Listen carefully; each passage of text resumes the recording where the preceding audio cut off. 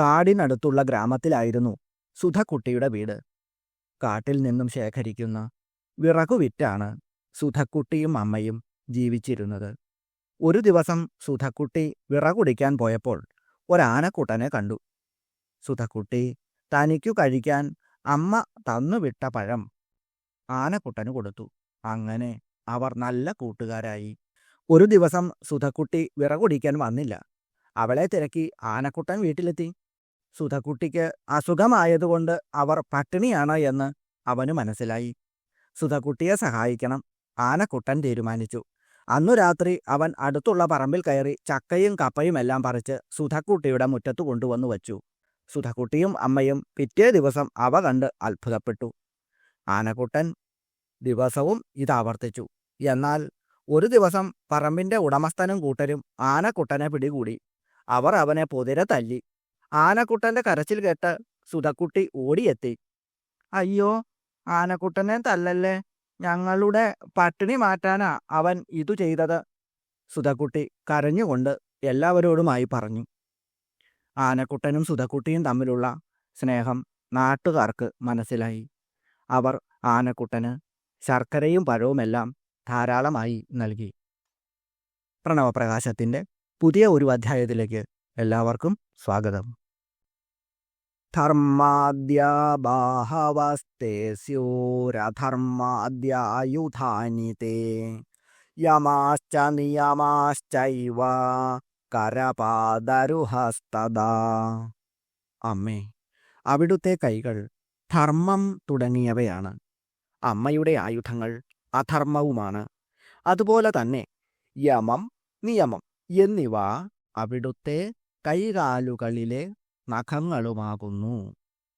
അമ്മേ, അവിടുത്തെ കൈകൾ ധർമ്മം തുടങ്ങിയവയാകുന്നു. ഏറ്റവും പ്രധാനം കൈകൾക്കാണ്. പ്രവർത്തിക്കാൻ ഏറ്റവും കൂടുതൽ പ്രയോജനപ്പെടുന്ന അവയവങ്ങളാണല്ലോ കൈകൾ. തുടർച്ചയായ പ്രവർത്തനം അതാണ് പ്രപഞ്ചത്തിൻ്റെ സുസ്ഥിതിക്ക് കാരണം. അതുകൊണ്ടാണ് ഇവിടെ അമ്മയുടെ കൈകൾ ധർമാദികളാണ് എന്ന് പറഞ്ഞിട്ടുള്ളത്. അതുപോലെ അമ്മയുടെ ആയുധങ്ങൾ അധർമ്മമാണ്. ആയുധങ്ങളുടെ ധർമ്മം നശിപ്പിക്കലാണല്ലോ. അതുകൊണ്ടാണ് അങ്ങനെ പറഞ്ഞത്. രാഗമാകുന്ന പാശം, ക്രോധമാകുന്ന തോട്ടി, മനസ്സാകുന്ന കരിമ്പുവില്ല്, പഞ്ചതന്മാത്രകൾ ആകുന്ന അമ്പുകൾ, ഇവയാണ് അമ്മയുടെ ആയുധങ്ങൾ. സൃഷ്ടിക്ക് കാരണമായ ധർമ്മരൂപമായ അവിടുത്തെ കൈകളിൽ അധർമ്മരൂപമായ ആയുധങ്ങൾ പ്രപഞ്ചത്തിൻ്റെ സംഹാരശക്തിയുടെ ബീജങ്ങളായി അമ്മ ധരിച്ചിരിക്കുന്നു.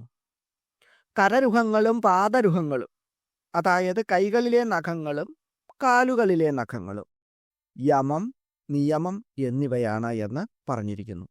അഷ്ടാംഗയോഗത്തിലെ ആദ്യത്തെ പടി യമമാണ്. നിയമം രണ്ടാമത്തേതാണ്.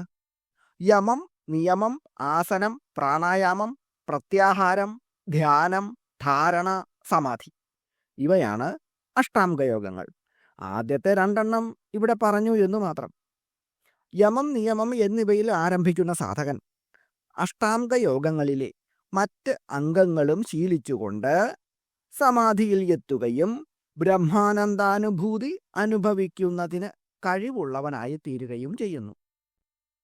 ഓം ശ്രീ ലളിതാംബികായൈ നമഃ. ലളിതാ സഹസ്രനാമത്തിലെ 417 നാമമന്ത്രത്തിൽ വാഗ്ദേവതകൾ നമുക്ക് കാണിച്ചു തരുന്നത് ചേതനയുടെ രൂപം സ്വീകരിച്ചിട്ടുള്ള അമ്മയെയാണ്. ചേതനാരൂപ എന്നതാണ് ആ നാമമന്ത്രം. ചൈതന്യസ്വരൂപിണിയായവൾ, ചേതന രൂപമായിട്ടുള്ളവൾ എന്നിങ്ങനെയാണ് ഈ പദത്തിൻ്റെ അർത്ഥം. ജഡാനാം ചൈതന്യസ്തബകമകരന്ദശ്രുതിചരീ എന്ന് സൗന്ദര്യലഹരിയിൽ ശങ്കരാചാര്യ ഭഗവത്പാദർ അമ്മയെ സ്തുതിക്കുന്നുണ്ട്. ചേതനയ്ക്ക് ലക്ഷ്മീധര വ്യാഖ്യാനത്തിൽ കാണുന്ന നിർവചനം ഇപ്രകാരമാണ്: മനസ്സിൽ പതിയുന്ന പദാർത്ഥങ്ങളുടെ യഥാർത്ഥ ജ്ഞാനം ഉണ്ടാക്കുന്നതും ബുദ്ധിവിസ്താരരൂപവുമായ ഒരു ശക്തിവിശേഷമാണ് ചേതന. ചേതന എന്നത് നമ്മുടെ മനസ്സിൽ കാര്യങ്ങൾ മനസ്സിലാക്കാനും അവയെക്കുറിച്ച് ശരിയായ അറിവ് നേടാനും നമ്മുടെ ചിന്തകളെ വികസിപ്പിക്കാനും സഹായിക്കുന്ന ഒരു പ്രത്യേക ശക്തിയാണ്. ലളിതമായി പറഞ്ഞാൽ മനസ്സിലാക്കാനുള്ള കഴിവ് അല്ലെങ്കിൽ അറിവ് നേടാനുള്ള ശക്തി എന്നൊക്കെ ഇതിനെ പറയാവുന്നതാണ്.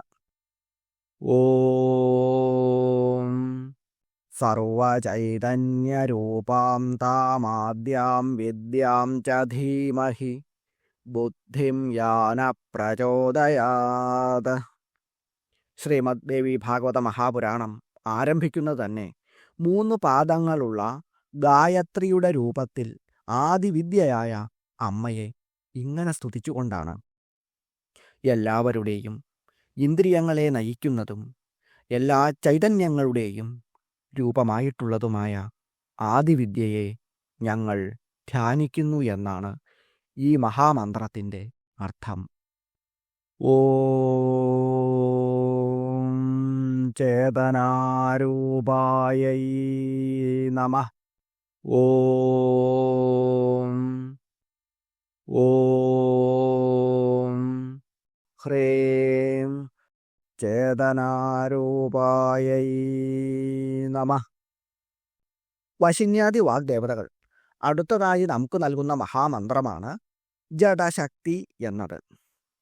ലോകത്തിൻ്റെ സൃഷ്ടിക്ക് പറ്റുന്ന തരത്തിൽ പരിണമിച്ച മായ, അതാണ് ജഡശക്തി. മായയോട് ചേർന്ന് ചേതനയോടുകൂടി ഉണ്ടാകുന്ന ജീവികളിലെ ജീവശക്തിയെ പരാപ്രകൃതി എന്ന് പറയും. ഭഗവാൻ ഗീതയിൽ പരാപ്രകൃതി, അപരാപ്രകൃതി എന്നിവയെക്കുറിച്ച് പറയുമ്പോൾ അതിലെ അപരാപ്രകൃതിയാണ് ഇവിടെ പറയുന്ന ജഡശക്തി. ആ ജഡശക്തി അമ്മയുടെ രൂപം തന്നെയാണ് എന്ന് വാഗ്ദേവതകൾ നമ്മോട് പറയുന്നു. ഭൂമിരാപോനലോ വായു ഖം മനോ ബുദ്ധിരേവ ച അഹങ്കാര ഇതി യമ്മേ ഭിന്നാ പ്രകൃതിരാഷ്ടഥാ. ഇയം മേ പ്രകൃതി ഏവ ച. പ്രപഞ്ചത്തിൻ്റെ രൂപത്തിൽ പ്രത്യക്ഷപ്പെട്ടിരിക്കുന്ന എൻ്റെ ഈ പ്രകൃതി തന്നെ ഭൂമി, ഭൂമിയുടെ സൂക്ഷ്മ തന്മാത്രയായ ഗന്ധം. ആപഹ, ജലത്തിൻ്റെ സൂക്ഷ്മ തന്മാത്രയായ രസം. അനല, തേജസ്സിൻ്റെ സൂക്ഷ്മ തന്മാത്രയായ രൂപം. വായു, വായുവിൻ്റെ സൂക്ഷ്മ തന്മാത്രയായ സ്പർശം. ഖം, ആകാശത്തിൻ്റെ സൂക്ഷ്മ തന്മാത്രയായ ശബ്ദം.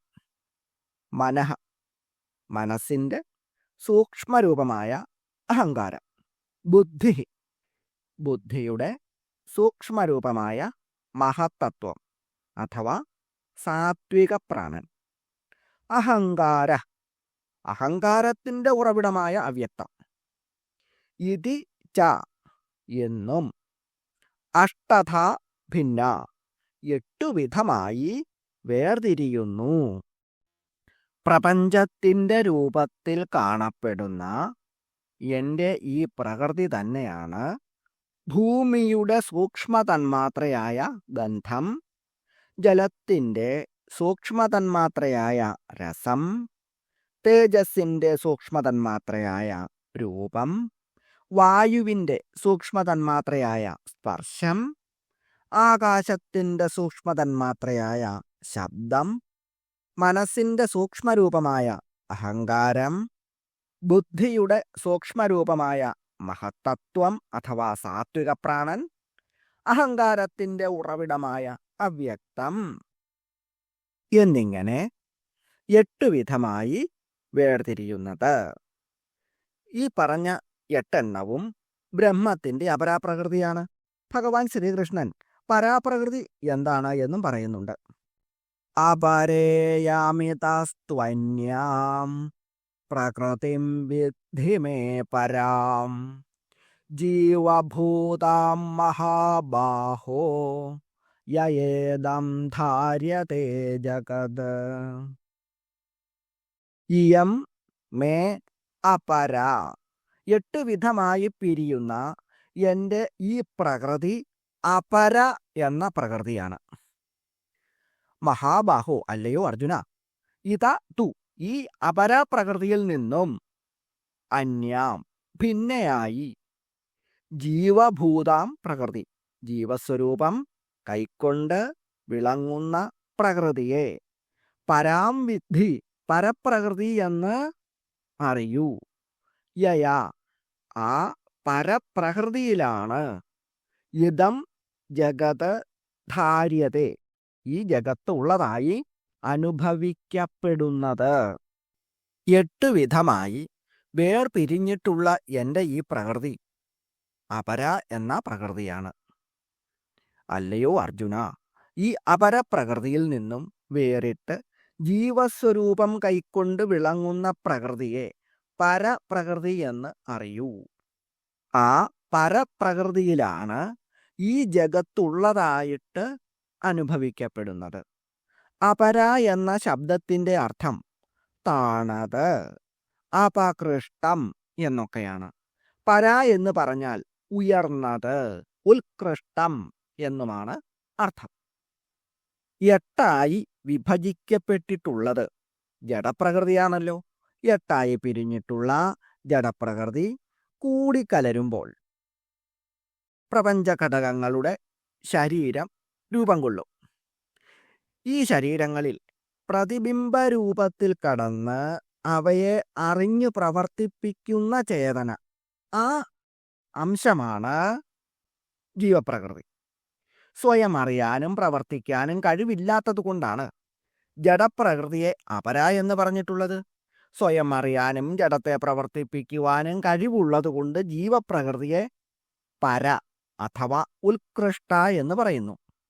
വെള്ളത്തിൽ കാണുന്ന സൂര്യൻ്റെ പ്രതിബിംബം പോലെയാണ് ജഡശരീരങ്ങളിൽ ചേതനയാകുന്ന പ്രതിബിംബമായിട്ടുള്ള ജീവൻ. യഥാർത്ഥ സൂര്യൻ്റെ ഗുണങ്ങൾ വെള്ളത്തിൻ്റെ സ്വഭാവത്തിനനുസരിച്ച് അതിൽ കാണുന്ന സൂര്യൻ്റെ പ്രതിബിംബത്തിൽ കൂടിയും കുറഞ്ഞും കാണും. അതുപോലെ പരമാത്മാവിൻ്റെ ഗുണങ്ങളാകുന്ന അറിവും ആനന്ദവുമെല്ലാം ശരീരത്തിൻ്റെ സ്വഭാവമനുസരിച്ച് ജീവപ്രകൃതിയിൽ കൂടിയും കുറഞ്ഞും കാണും. ജഡവും ജീവനും എപ്പോഴും പരസ്പര ബന്ധമുള്ളതാണ്. ആശ്രയമാകുന്ന ജഡം ഇല്ല എങ്കിൽ പ്രതിബിംബമായിട്ടുള്ള ജീവനും ഇല്ലാതെയാകുന്നു. ജഡത്തെ ഉണ്ട് എന്ന് അറിഞ്ഞ് അനുഭവിക്കാൻ പ്രതിബിംബമാകുന്ന ജീവൻ ഇല്ലാതെ വരുമ്പോൾ ജഡവും ഇല്ലാതെയാകും. ഇതാണ് അവയുടെ പരസ്പരമുള്ള ബന്ധം. ജഡത്തിന് സ്വയം നിലനിൽക്കുവാൻ കഴിയില്ല. അതുകൊണ്ട് ജഡമാകുന്ന ജഗത്ത് ഉണ്ട് എന്ന് അറിഞ്ഞനുഭവിക്കുന്നത് ജീവപ്രകൃതിയാണ് എന്ന് ഭഗവാൻ പറയുന്നു.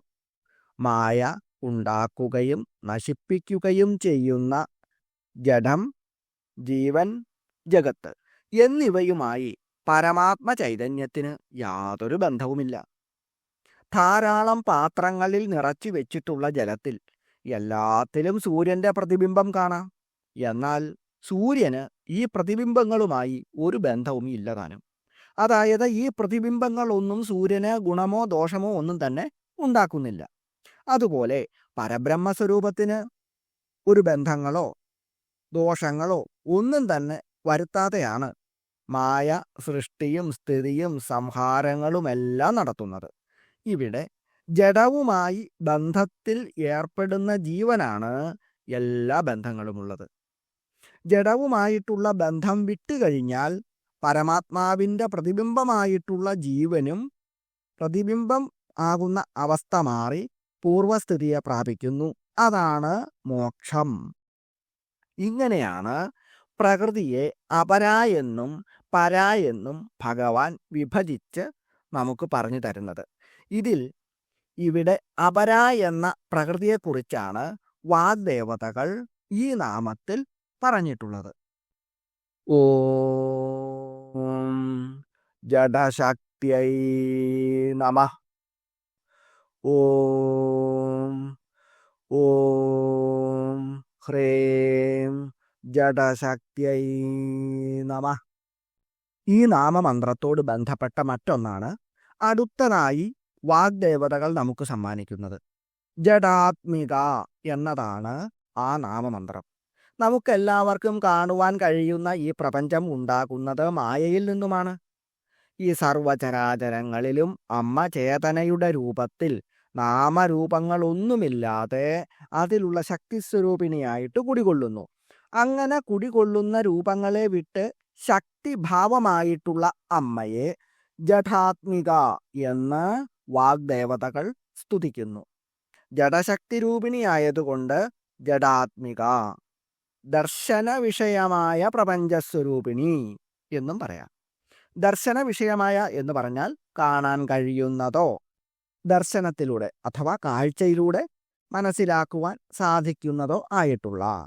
പ്രപഞ്ചസ്വരൂപിണി, പ്രപഞ്ചത്തിൻ്റെ രൂപത്തിലുള്ളവൾ അഥവാ പ്രപഞ്ചം തന്നെ അമ്മയുടെ രൂപമായിട്ട് ഉണ്ട്. അതുകൊണ്ട് ഇത് ചേർത്ത് പറയുമ്പോൾ കാണാൻ കഴിയുന്ന പ്രപഞ്ചം തന്നെ രൂപമായിട്ടുള്ളവൾ എന്ന് വരും. പ്രപഞ്ചം മുഴുവൻ അമ്മയുടെ രൂപമാണ്. അമ്മയെ പ്രപഞ്ചത്തിലൂടെ കാണുവാനും കഴിയും. പ്രപഞ്ചത്തിൽ തന്നെ കുടികൊണ്ട് അതിനെ പ്രവർത്തിപ്പിക്കുന്ന ആത്മാവായി വർത്തിക്കുന്നവൾ എന്നും പറയാം. ഓം ജഡാത്മികായൈ നമഃ. ഓം ഓം ഹ്രീം ജഡാത്മികായൈ നമഃ. ഇവിടെ പറഞ്ഞിട്ടുള്ള 3 മന്ത്രങ്ങളും മാനസികമായ അസ്വസ്ഥതകളെ സമ്പൂർണമായും മാറ്റുന്നതിന് പര്യാപ്തമായവയാണ്. ടെൻഷൻ എന്നുള്ളത് ഇന്ന് സർവ്വസാധാരണമായ ഒന്നാണ്. അതുകൊണ്ടുണ്ടാകുന്ന നിരവധി ശാരീരികവും മാനസികവുമായ ബുദ്ധിമുട്ടുകൾ മാറുന്നതിന് ഈ മന്ത്രങ്ങളുടെ ജപം അതുമാത്രം മതി. അമ്മയുടെ ഇഷ്ടമുള്ള ഏതെങ്കിലും ഒരു രൂപത്തിൽ ധ്യാനിച്ചുകൊണ്ട് ഈ മന്ത്രങ്ങൾ ജപിക്കാം. ശരീരവും മനസ്സും സർവവും അമ്മയിൽ സമർപ്പിക്കുക. ഇഷ്ടമുള്ളപ്പോഴൊക്കെ മാനസികമായി ബുദ്ധിമുട്ടുണ്ടാകുന്ന അവസ്ഥകളിലെല്ലാം ഈ മന്ത്രങ്ങൾ ജപിക്കുക. തീർച്ചയായും ഫലമുണ്ടാകും. ഈ 3 മന്ത്രങ്ങളിൽ ഇഷ്ടമുള്ളത് കഴിയുന്നത്രയും ജപിക്കുക. അമ്മ എല്ലാവരെയും അനുഗ്രഹിക്കട്ടെ എന്ന് പ്രാർത്ഥിച്ചുകൊണ്ട് അവിടുത്തെ പാതാരവിന്ദങ്ങളിൽ സാഷ്ടാംഗം പ്രണമിച്ചുകൊണ്ട് നിർത്തുന്നു. നന്ദി, നമസ്കാരം.